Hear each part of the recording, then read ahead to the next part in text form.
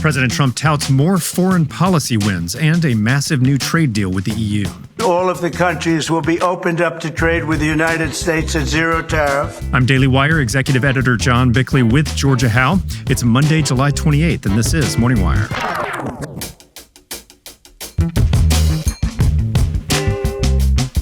Epstein confidant Ghislaine Maxwell is questioned for the first time by the DOJ, leaving legal experts baffled as to why it took this long.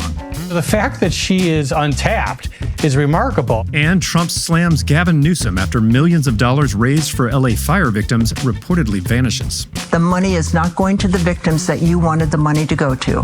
Thanks for waking up with Morning Wire. Stay tuned. We have the news you need to know. America is built on hard work and powered by American energy. Chevron has spent $44 billion with local businesses across all 50 states since 2022, fueling infrastructure and communities, all while strengthening local economies. Last year, Chevron increased U.S. production nearly 20%, powering communities and businesses from the heartlands to the coasts. We're helping to fuel America's energy advantage, building a brighter future right here at home. Visit chevron.com/America to discover more. President Trump traveled to Europe this weekend to finalize a trade deal with the EU, while also brokering a ceasefire between Thailand and Cambodia. Daily Wire senior editor Cabot Phillips is here with the latest. Hey, Cabot. So Trump working on a number of high-stakes deals. Let's start with this conflict in Asia that erupted over the weekend. What exactly happened there? Yeah, so start with some context. For more than a century, Thailand and Cambodia have been in a bitter dispute over two ancient temples, which both countries claim as their own. After a war of words between leaders from both countries escalated throughout the month, a large firefight broke out Thursday along the border and intensified over the next 3 days. Within 72 hours, at least 35 people, mostly civilians, have been killed, and more than 200,000 people were forced to flee. That drove President Trump to intervene. He called leaders in each country demanding that they begin peace talks and threatening higher tariffs and no trade deal if they ignore him. Writing on Truth Social, he said, quote, "They are looking to get back to the trading table with the United States, which we think is inappropriate to do until such time as the fighting stops." So he's basically saying, keep fighting and you won't get a deal. Right. Remember, without a trade deal in the next 4 days, each country would be facing enormous 36% tariffs. And that threat seemed to get their attention. Within hours of Trump stepping in, the two sides issued statements thanking the president and announcing that they would immediately begin negotiations on a ceasefire. Those talks will take place later this afternoon in Malaysia. So a great development. Let's hope that gets resolved permanently. Now, Trump also was working on a massive deal with the European Union. Where does that stand now? Yeah, after months of negotiating, on Sunday, the president hit an economic buzzer beater, if you will, finalizing a trade deal with the EU just before his August 1st deadline. According to Trump, the U.S. will set a baseline 15% tariff on most European goods, while the EU will open up their markets to American goods at a 0% tariff. And additionally, Trump says the EU has also agreed to purchase $750 billion in energy and defense products from the U.S. Here he is announcing that agreement Sunday afternoon. So we have a tariff of 15%. We have the opening up of all of the European countries, which I think I could say were essentially closed. I mean, you weren't exactly taking our autos, you weren't exactly taking our agriculture, and then you would have smaller things, but for the most part it was closed. And now it's open. It's open for our companies to go in and do a good job with it. I think you'll like them. I think it's great that we made a deal today instead of playing games. Now, remember, the Europeans initially had proposed a deal that would see zero tariffs on both sides. But when Trump stood firm, they countered by pushing for 10% rates. So the fact the U.S. was able to secure 15% without retaliation from the EU is undoubtedly a big win for the White House. Indeed. But for her part, EU Commission President Ursula von der Leyen expressed optimism. It will bring stability. It will bring predictability. It's a huge deal. Yeah. It was tough negotiations. I knew it at the beginning, and it was indeed very tough, but we came to good conclusions for both sides. So again, congratulations and many thanks. Now, this is certainly the largest trade deal that President Trump has ever brokered, and it could be the largest trade deal in U.S. history. Collectively, the EU is America's largest trading partner, with more than $1 trillion going back and forth each year. The White House says this 15% rate will bring in billions in new tax revenue and, again, open up new markets for American businesses. But there are still a number of countries who have not yet reached a trade agreement. Remember, any nation without one by August 1st will face 25 to 50% tariffs. Here's Commerce Secretary Howard Lutnick reiterating that deadline will not be moved. No extensions, no more grace periods. August 1st, the tariffs are set. They'll go into place. Customs will start collecting the money, and off we go. Obviously, after August 1st, people can still talk to President Trump. I mean, he's always willing to listen. And between now and then, I think the president's going to talk to a lot of people.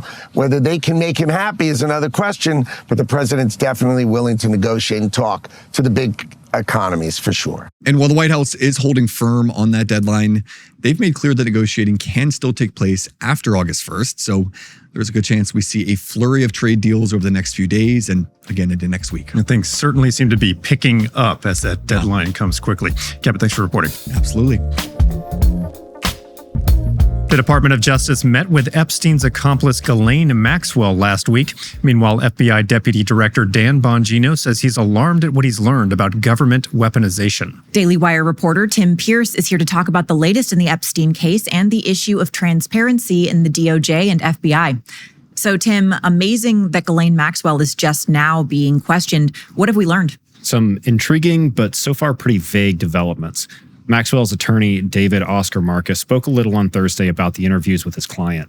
He said prosecutors asked about every possible thing you could imagine, and that included questions on about 100 different people. He didn't give any specifics, though he did say that this is the first time prosecutors have ever tried to find out what Maxwell knows about Epstein's affairs. Here's Marcus. We don't know. We don't know how it's going to play out. We just know that this was the first opportunity she's ever been given to answer questions about what happened. And so the truth will come out about what happened with Mr. Epstein, and she's the person who's answering those questions.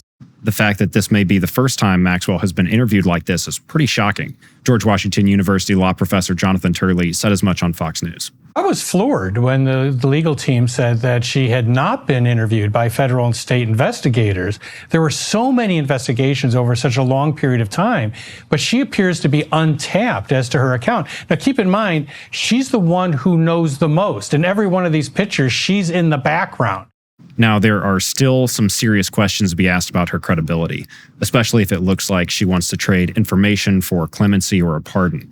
To that point, President Trump didn't rule out a pardon for Maxwell last week, but according to Marcus, there haven't been any discussions on that point. Although a report from ABC News says that for last week's interviews, Maxwell was offered limited immunity. Basically, what she said in those interviews can't be held against her in a future prosecution. Got it. Now, Democrats have been suggesting that President Trump could be implicated in some of these documents. How big of a political concern is this for the president? It's a good question. There's a couple pieces of data here that are worth looking at. First, an Emerson College poll released on Friday says 51% of Americans disapprove of how the Epstein files have been handled. Just 16% say they approve. But before Democrats get too giddy, it's worth asking how much that actually matters. According to a CNN poll earlier this month, just one Republican surveyed of over 300 said Epstein was their top issue. In addition, Democrats had all the info on Epstein for 4 years under Biden, and they never released any of it. So a lot of people are skeptical that there's much in there on Trump anyway. That said, the Trump administration does appear to want to clean this up. Trump's team has taken a lot of heat from his base over the lack of transparency, and this DOJ meeting with Maxwell, in addition to attempts to unseal grand jury documents, appears aimed at tamping down some of that criticism. Right. And speaking of lack of transparency, Dan Bongino over at the FBI had a pretty alarming message for Americans over the weekend. What did he say? Yeah, Bongino put out a statement on X on Saturday, emphasizing a commitment to transparency from within the administration, which people are speculating has to do with Russiagate. Bongino didn't give any details, but he said that some of the information he's seen relating to political corruption and government weaponization shocked him to his core. He added that we cannot run a republic like this, and he'll never be the same after learning what he's learned. He urged patience and said that the answers would come after investigations are done by the book and in accordance with the law. Well, definitely a chilling message to hear from a high-up official at the FBI. Hopefully he can deliver on that promise. Yeah, a lot of people are hoping that. Tim, thanks for reporting. Good to be on. President Trump is going after California Governor Gavin Newsom over reports that nearly $100 million in aid that was supposed to go to victims of the Pacific Palisades wildfires has effectively disappeared. The aid in question was raised through a concert named Fire Aid and was supposed to go directly to residents who'd been impacted by the fires. But according to a number of sources, that hasn't happened. Daily Wire senior editor Virginia Kruta joins us now with more. Hey, Virginia. So what's happening here? So first, for those who haven't been following this, Fire Aid was supposed to be a one-night concert event featuring artists like Katy Perry, Olivia Rodrigo, and Lady Gaga. And it was supposed to raise money for residents who lost their homes during the devastating wildfires earlier this year. In fact, A-list actors promised people that that was the purpose. Miles Teller from Top Gun Maverick told everyone that Fire Aid would go directly to the victims, as did Samuel L. Jackson. All of the money raised will go directly to people who need it now and towards long-term efforts to build the communities back. Go to the website and give what you can. All the money that's raised will go directly to people who need help in the short term and for the long-term effort to get this city back on its feet.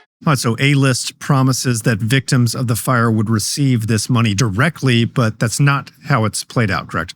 Right, and that's what Trump highlighted on Friday. He took to social media to say that Fire Aid is a total disaster that looks like another Democrat-inspired scam. He said the fires would never have happened with proper management. He went on to slam Governor Newsom for refusing to release billions of gallons of water from Northern California and the Pacific Northwest. Trump also hit officials for slow-walking approvals and said all federal housing permits have been approved. So several swipes at Newsom there.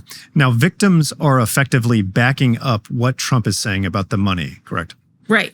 Here's what resident David Howard, who lost 2 homes in the Pacific Palisades, told the local Fox affiliate. I have not seen any benefit from the Fire Aid money, nor have, and I'm very involved, nor my friends and neighbors. Altadena fire victim Mark Jones told a similar story, saying that he had believed the money was going directly to the people as well. Fire Aid has issued a statement attempting to clarify their role in all of this, saying, and I quote, "Fire Aid does not have the capability to make direct payments to individuals, and that was never the plan. We partnered directly with trusted local nonprofits to reach communities in need." So they're shifting the focus to these nonprofits. Do we know which organizations actually got this money? Well, that's what everyone is scrambling to figure out now. Sue Pascoe, editor-in-chief of Circling the News, and a fire victim herself, has been investigating this. Here's what she told Fox LA. I looked at these nonprofits and one of them said, we help mobile home parks. And there were 2 mobile home parks in the Palisades, all low income. Mm-hmm. And so I contacted the people there. They had never received any money. They had never heard of that. If you go on there, they don't say how much each individual nonprofit gets. So there are 2 nonprofits that are for the homeless people in the Palisades, Los Angeles in general, that they're getting money from LASA. So why are these nonprofits also getting money from Fire Aid? Fox spoke with a few of the nonprofits, including one that works to promote self-determination in the Latino community, and promised to use the funding to build not houses, but a more humane and democratic society by responding to the needs and problems of disenfranchised people. Another organization promised to use the money to cultivate egalitarian relationships based on trust and respect. So it sounds like they're using the money to push their own political causes. Is Fire Aid actually defending the use of this money? Yes, they are. Lisa Clary Real, a member of Fire Aid's Grant Advisory Committee, said, "We want people to understand that there's been a thoughtful process behind this, and our top priority was trying to do what people needed and do what's best for fire survivors." And apparently what's best for them isn't having their actual homes replaced. Apparently not. And that's why Representative Kevin Kiley has been pushing for an investigation into this group and into the funding and where it all went. We'll see where that takes us. Virginia, thank you so much for reporting. Sure. Thanks for waking up with us. And if you're watching on YouTube, please like and subscribe. We'll be back later this evening with more news you need to know. Stop living like a myth. It's time to start shaving like a legend with Jeremy's Razors, the politically incorrect razor for men. Equipped with 5 barber-grade blades and a moisturizing aloe strip, Jeremy's razors are sharp enough for thick, beastly scruff, yet smooth enough for daily use. Hundreds of thousands of abominable beasts agree. Jeremy's razors deliver barber-grade blades right to the palm of your hand. While other razors snap or treat you like crap, Jeremy's Razors offers a world-class shave without the shame. Try Jeremy's Razors today for only $7.99, and they ship right to your man cave. Plus, for every Jeremy's Razor sold, a liberal loses a pronoun. So if you're a man who pees standing up, head over to jeremy'srazors.com/legend and subscribe today. That's jeremy'srazors.com/legend. Jeremy's Razors. Don't tame the beast, just shave it.